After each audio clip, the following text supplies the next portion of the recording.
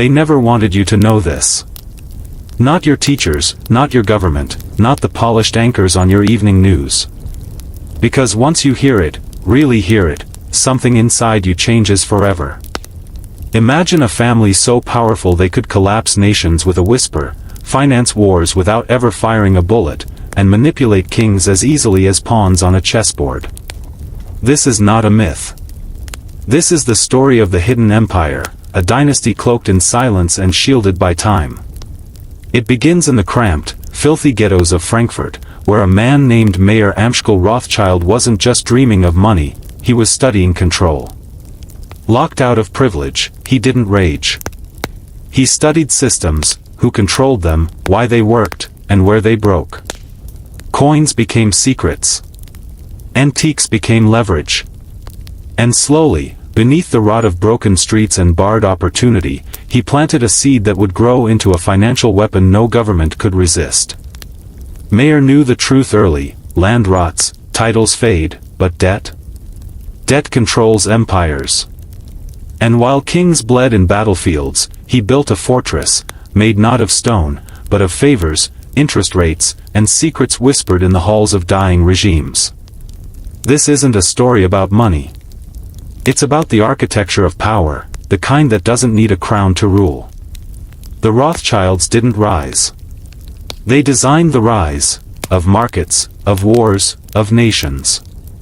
And while history books fed you fairy tales about revolutions and democracy, the hidden empire kept tightening its grip, not with swords, but with signatures. Ask yourself, why were their names always just beneath the surface? Why does the world know Rockefeller, but whisper Rothschild like a curse? It's because true power doesn't need the spotlight, it thrives in silence, buried beneath distractions, smiling through proxies.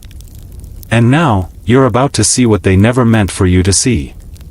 Keep watching, because this descent doesn't end in history, it ends in your perception of reality itself. London, 1815. The air smells of smoke, sweat, and fear. Europe holds its breath, Napoleon is losing, the Battle of Waterloo is raging, and no one knows who will inherit the ruins of a continent. But in a quiet corner of London, behind closed doors and a cold stare, Nathan Rothschild already knows. Not because he's clairvoyant, but because he owns the fastest intelligence network on the continent. Before kings even receive word of Napoleon's defeat, a Rothschild agent on horseback gallops across muddy borders, racing the truth back to Nathan. When the news reaches him, he doesn't rejoice. He doesn't panic. He executes. Nathan walks into the London Stock Exchange and sells everything. Panic spreads like wildfire. Investors believe Britain has lost. Markets plummet. And just when the chaos peaks, Rothschild steps back in, and buys it all back for pennies on the pound. When the official news of victory arrives, Nathan Rothschild owns a staggering portion of Britain's economy. It wasn't a crime. It was information. Weaponized. This is the moment when the Rothschilds stop being mere bankers and become architects of influence. They didn't win wars, they made wars winnable. They didn't topple governments, they made it too expensive for governments to stay in power unless they cooperated. And the world, unknowingly, started running on Rothschild credit. The public saw flags waving, empires shifting, monuments rising. But behind the spectacle, invisible hands adjusted interest rates, brokered truces, and rewrote fates. You were never taught this in school, because the people who write your history are paid by the people who own your future. The House of Rothschild didn't just bankroll armies, they engineered dependency. If a nation needed war, they provided the means. If a nation lost, they funded the reparations. Either way, the ledger always grew, in their favor. Think about that. They turned bloodshed into balance sheets. And what's more terrifying than a family whose power increases with every bomb dropped, every king dethroned, every child buried under rubble labeled progress? This is no longer history. It's a mirror. Because once you see how power really moves, you'll never look at your country, your freedom, or your choices the same way again. And this is only the beginning. That you've been told money rules the world. That's not quite true. Debt rules the world, and the Rothschilds mastered it before you were even born. They discovered the darkest secret of human ambition, that nations are addicted to credit, like opium for empires. Once hooked, they will never free themselves. When kings needed cannons, they borrowed. When governments needed railroads, they borrowed. When revolutions sparked, when colonies rebelled, when economies crashed, they all came crawling back to the same quiet halls, the ones lined with the Rothschild seal. And the genius? They never took sides. Why would they? War was just a marketplace with better margins. Whether the right won or the left prevailed, whether freedom rang or tyranny marched, it didn't matter. Because the Rothschilds understood something most men never grasp: control doesn't come from victory, it comes from necessity. And if a nation needs you to survive, you own it more than any flag or constitution ever could. That's how 5 brothers, scattered across Europe like seeds, built a hidden empire without thrones or armies. Frankfurt, Vienna, Paris, Naples, London, each one a capital, each one a fortress of finance. And behind each door, a calculation: how much blood is worth a bond? How much suffering can be translated into sovereign interest? Cold? Perhaps. But that's the language of real power. While the world bowed to monarchs and generals, the Rothschilds whispered into the ears of treasury ministers and kings. They didn't conquer cities, they conquered decisions. And when you conquer decisions, you control destinies. This isn't just about one family. It's about a blueprint, a system of engineered dependency. And today, that system still thrives, invisible to the average eye, embedded in the very currencies you trade, the taxes you pay, the inflation you're told is normal. But here's the question you must ask yourself: if a single family could bind entire empires to their will 200 years ago, who's binding your nation today? Think deeper. This isn't conspiracy, this is continuity. A shadow architecture of loyalty, leverage, and lies. Most will never see it. But if you've made it this far, maybe you were never meant to be most. Keep watching. The descent continues. There's a reason the history books never mention the pigeons. Not the statues, not the monuments, the pigeons. Trained, swift, loyal only to their masters. In the early 1800s, as armies marched and kings made declarations, the Rothschilds deployed their own messengers, flocks of birds carrying financial intelligence across borders faster than any rider, faster than any courier. While empires relied on horses and hope, the Rothschilds created a private information network, a silent weapon deadlier than any sword. Before nations even knew the outcome of a battle, the Rothschilds were already profiting from it. That's not myth. That's recorded, but never taught. Why?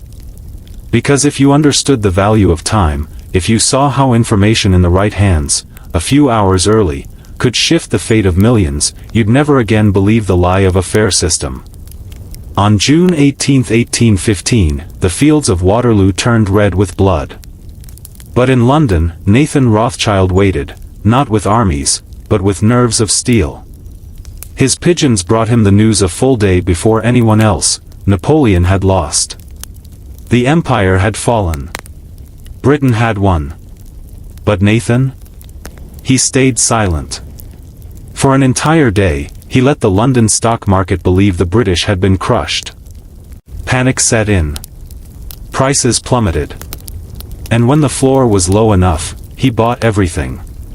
Bonds, stocks, power, all purchased at a discount only he could access. And when the official news finally reached the city, the market exploded. The Rothschild fortune tripled overnight. Think about that. A war fought over decades, decided not by generals, but by a man who waited. Who watched. Who understood that when you control information, you don't just predict the future, you own it. Today, we live in a world flooded with information. Tweets, newsflashes, breaking updates. But here's the trap: noise isn't knowledge. And while you scroll, there are still people building networks behind the curtain. Still forces gathering data not to inform you, but to maneuver around you. The Rothschilds didn't invent manipulation, but they perfected it. And the systems they engineered still whisper through the global economy like an old ghost. Can you feel it? That quiet unease? Good. That's the beginning of awareness. And we're only just getting started. There is a moment when a man realizes the world he lives in was built not for him, but around him. Constructed like a maze, where every turn feels like choice, but every wall was drawn by another hand. The Rothschilds didn't just build banks. They built systems. Frameworks. Invisible cages dressed in gold leaf and velvet words like prosperity, progress, and nation. After Waterloo, Nathan Rothschild wasn't merely rich, he was essential. Britain owed him. Governments owed him. And that's when the real empire began. Not one marked by borders and flags, but by debt. They say war is expensive. But what they don't say is who profits when countries bleed. It's not just about financing weapons or armies. It's about controlling the aftermath.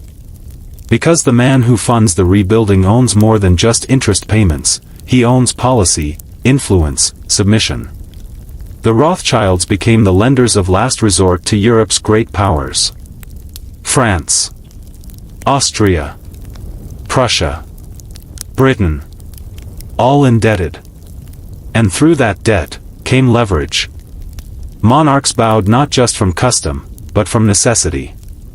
The family was granted titles, estates, immunity from taxes in some regions.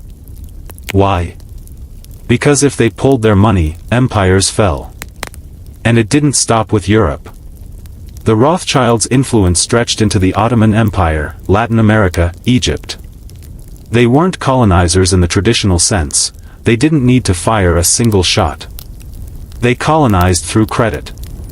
And here's the part they'll never teach you in school. The modern nation-state is not built on freedom, it is built on financing. Constitutions, revolutions, even civil wars, all become financial equations when you pull back far enough. And who do you think solves those equations? The Rothschilds created a world where kings could be dethroned, but creditors never questioned. Where elections changed faces, but debts remained eternal. Think your vote changes everything? Then ask yourself, when was the last time your country wasn't in debt? And to whom? You're not living in a democracy. You're living in a managed debt ecosystem. And every system has its architects. You were taught to chase freedom. But real power is never advertised. It's quiet. Cold. And it wears the face of the banker more often than the general. There's a reason the deepest truths are never whispered in history classes, because they don't belong to the victors. They belong to the engineers of victory. The Rothschilds understood something almost no one else did, that narratives shape empires as much as armies. And so they never sought the spotlight, they funded it. They didn't crave fame. They craved invisibility. Because the most powerful man in any room is the one no one notices, but whom everyone depends on. By the mid-1800s, the Rothschilds had become Europe's silent sovereigns. They controlled not only wealth, but access to credit, to information, to influence. When revolutions erupted across Europe in 1848, the common man thought it was about liberty. But behind every upheaval were financial tremors. As thrones crumbled and republics rose, debts remained. The House of Rothschild didn't lose power, they diversified it. And while crowds cheered in the streets, the family moved quietly in boardrooms, brokered loans to new regimes, and ensured that whoever held the crown owed them interest. Every change was another opportunity. They mastered the art of funding both sides, hedging bets not on ideology, but on inevitability. While flags changed, their influence only grew. Now pause, and think about that. What does it mean to profit no matter who wins? It means the true game isn't played on battlefields. It's played in backrooms, over ledgers, in whispers between elites. You were taught to think in terms of nations. But the Rothschilds were thinking in terms of systems. They weren't loyal to any king or constitution. Their allegiance was to structure, a structure of control rooted in capital and compounded in silence. And this structure didn't just shape Europe. It designed modern capitalism. Stock exchanges, central banks, corporate law, all these tools we now take for granted were once sharpened at Rothschild desks. The world's wealthiest family became its quietest institution. A hidden empire, where each generation was raised not with dreams, but with directives. And while the public stared at parliaments and presidents, the Rothschilds stared at bonds, markets, and governments like chessboards. If history feels scripted, it's because someone wrote it. And you were never invited to read the original draft. Until now. If you want to understand real power, don't look at who speaks the loudest, look at who speaks last. After the 1848 revolutions and a century of war financing, the Rothschilds had learned how to stay behind the curtain and still pull every string. But their power didn't stop with money. No. They began to manipulate something far more dangerous: information. Before telegrams, before Wall Street tickers, before modern media, they built a communication network that outpaced governments. Couriers, coded letters, carrier pigeons, even ships under false flags, all dedicated to delivering truth faster than any ruler could react. By the time a king heard of a treaty or a battle, the Rothschilds had already placed bets on the outcome. Their agents moved silently through capitals, carrying news not to inform, but to position. And it wasn't just about news. It was about shaping perception. During the Battle of Waterloo, legend tells of Nathan Rothschild standing at the London Stock Exchange, already knowing Napoleon had lost. While the city waited for confirmation, he began to sell. Panic set in. Others sold. Prices collapsed. Then, when the market was at its lowest, he bought everything. By the time news of victory arrived, he owned vast shares of British industry, purchased at a discount created by fear. True or not, this story reveals a deeper truth: whoever controls fear, controls the future. The Rothschilds didn't just manipulate markets. They engineered belief systems. They understood that power is not in money itself, but in what people believe it represents. Security. Hope. Survival. So they injected themselves into every institution that framed that belief: central banks, treasury departments, economic councils.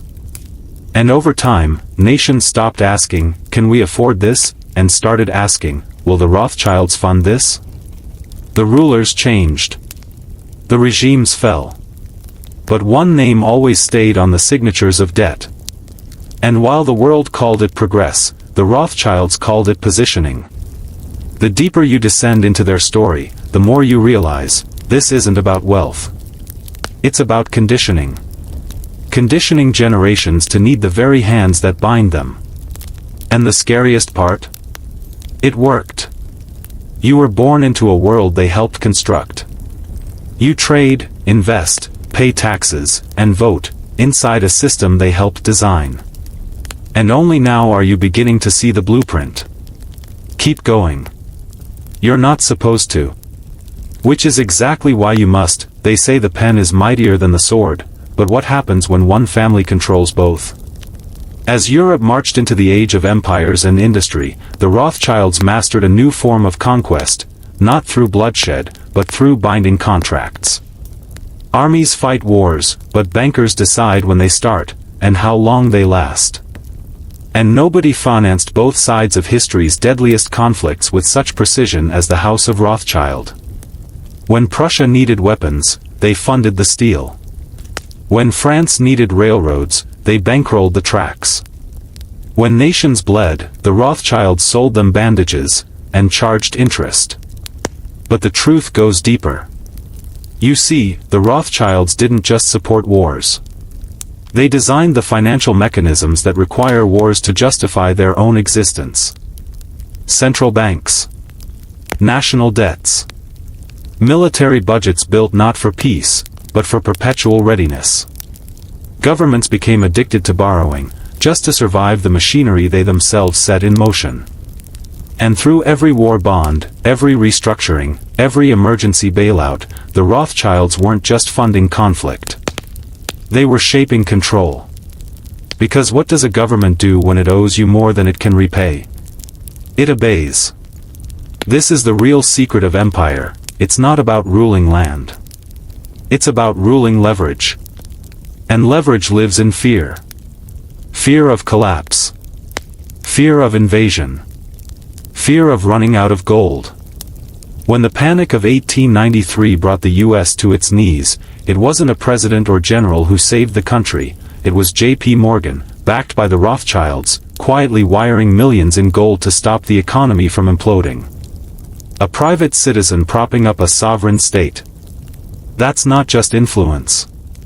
That's dominion. But why would they do it?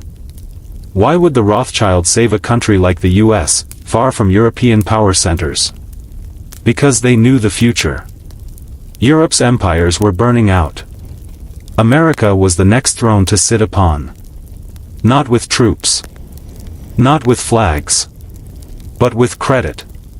They bet on the next empire, and made sure they held the deed.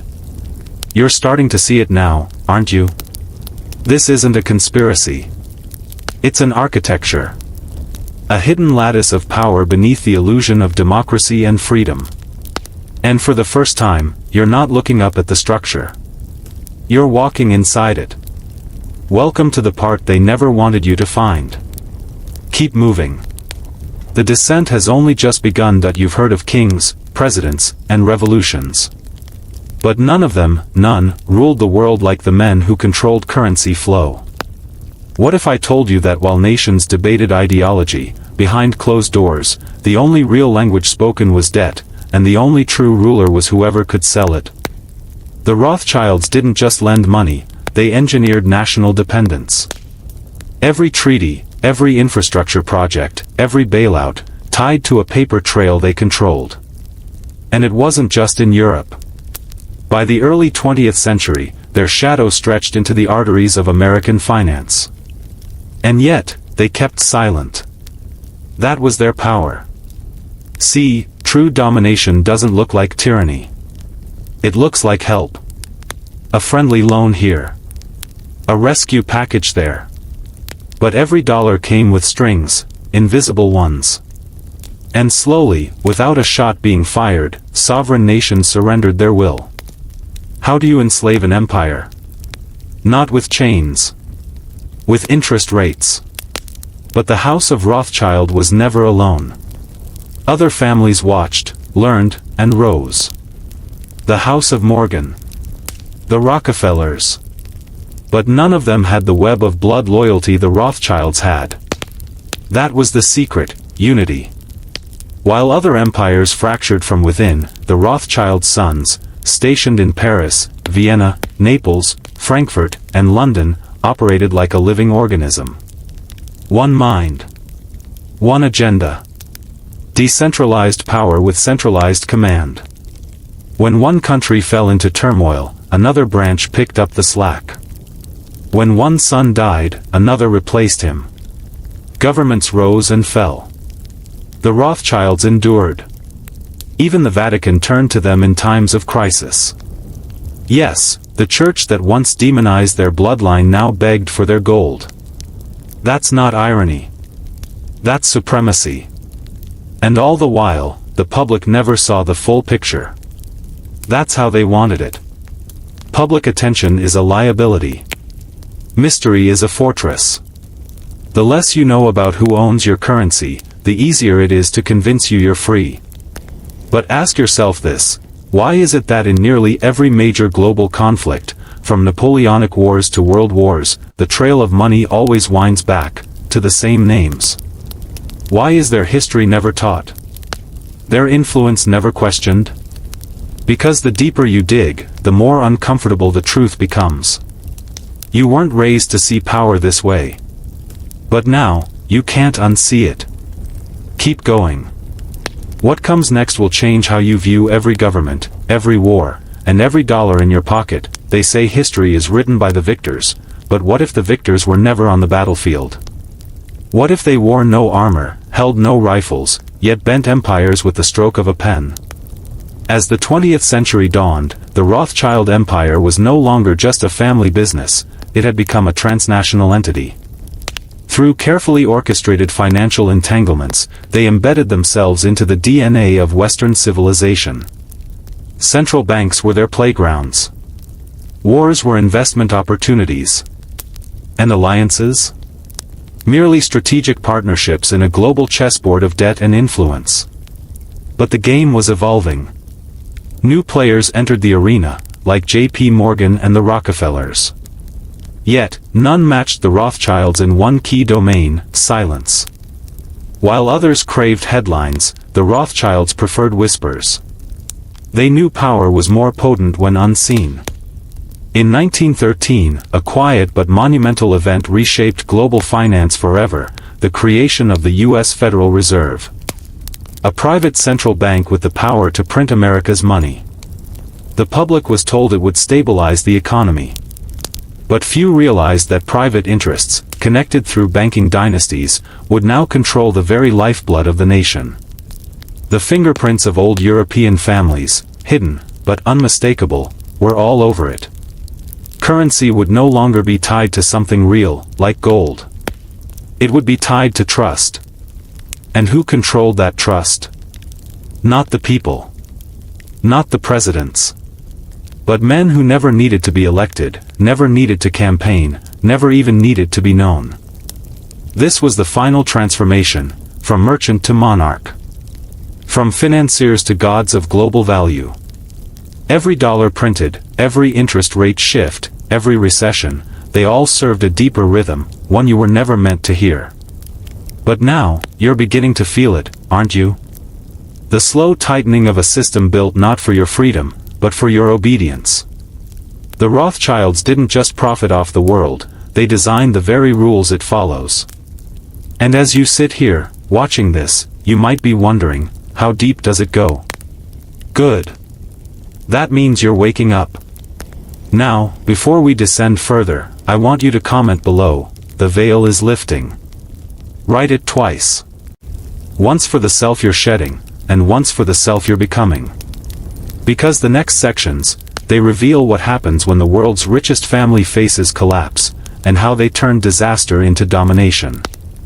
Keep watching. This is the part they pray you never hear: collapse. That was the word whispered through mahogany boardrooms and candlelit halls in the early 20th century. The world was burning. The assassination of a single archduke triggered a war that would drown Europe in blood. But while men died in trenches, families like the Rothschilds stayed dry, because they had long since positioned themselves above the nations, above the borders. Yet something was shifting. For the first time, even the Rothschilds couldn't stop what was coming. World War I wasn't just a conflict, it was a reckoning. The empires they had once funded, the Austrians, the Russians, even the British, began to crack. Their carefully cultivated networks, from Paris to Vienna, were torn apart by revolution and rising anti-Semitism. And for the first time in over a century, a new kind of danger crept close, not from financial rivals, but from mobs and ideologies that no banker could bribe or control. Still, they adapted. They always do. While public hatred surged, the Rothschilds pivoted from overt dominance to covert resilience. They leveraged their gold reserves, their government bonds, their intelligence networks, not to win battles, but to survive them. In London, the family's nerve center, they backed the British war effort, helping raise vast sums through war bonds. In Paris, they financed railroads to move troops and munitions. And in Austria, even as chaos loomed, they tried to hold the center. But the world no longer followed the same script.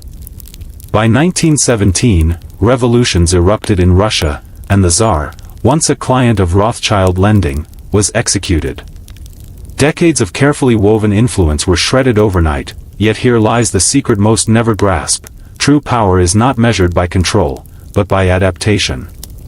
The Rothschilds didn't collapse. They evolved. They became quieter, more elusive, shifting their empire from public-facing banking into private capital, strategic assets, and elite partnerships. No longer the kings of currency, they became the architects of silence. And this transformation ensured they would never be easy targets again. Because now, you couldn't strike what you couldn't see. This wasn't the end of an empire, it was its rebirth. A darker, subtler version that would now shape the century in ways even governments couldn't predict. And as the dust of war settled, the world didn't realize it had just handed even more power to the shadows. The real question is, what did they do next? Stay close. What you're about to discover in the next section is where finance turns into weapon, and trust becomes the ultimate illusion. They say wars are fought with bullets, but that's not true. Wars are fought with money, silent, invisible, flowing like blood beneath the battlefield. And after World War I, the Rothschilds understood this better than anyone. While nations lay in ruin, with broken economies and grieving citizens, the House of Rothschild began financing the rebuilding, on both sides. Reparations had to be paid. Debts needed collecting. Infrastructure had to be rebuilt. And every one of those needs required capital. Their capital. Quietly, they reinserted themselves into the financial arteries of Europe, offering lifelines to crumbling governments. But make no mistake, nothing was given freely. Every loan meant leverage. Every bond meant control. While the world begged for stability, they negotiated influence behind the scenes, writing the next chapter of Europe in ledgers, not treaties, but a darker shadow was rising. Inflation